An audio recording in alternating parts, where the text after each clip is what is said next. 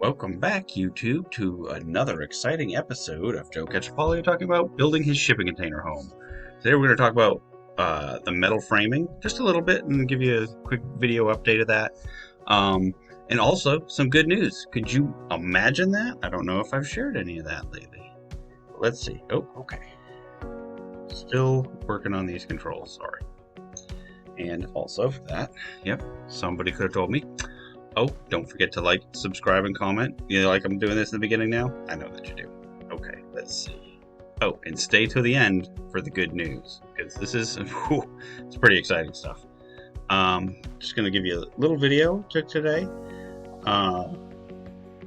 So we've got a lot of the framing up in between, this little crossway that we're doing.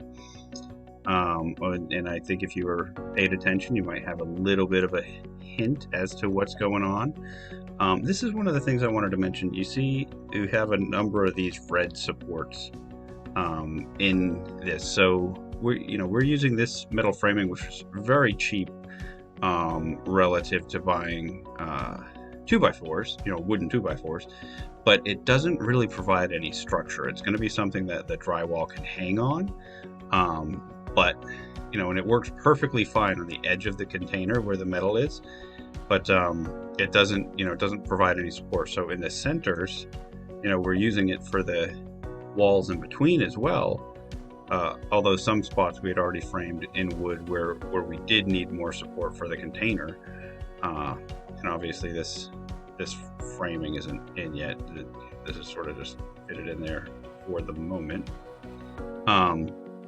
But so there it's fine, but so again, we've got the red ones, and wherever there is, this is like a wall in between two rooms, and I'm pausing it in a terrible spot, but yeah, there we go. So when you have these walls in between two rooms, we needed to provide additional structure, and that's what all these red support beams are that we have. We actually traded for some of those. Got a little shot of my contractor in there. I warned him. He said it was okay. So let's see. So yeah, you can see last time I just showed you we had, the spots broken out on the floor, and we really got it all framed out. When I first walked into this room, it seemed really small for the master bedroom, and it is on the small side. And that's why I kind of go back and forth to give you a better view. It's really, it's big enough we're going to be able to fit a king-size bed, but no other furniture.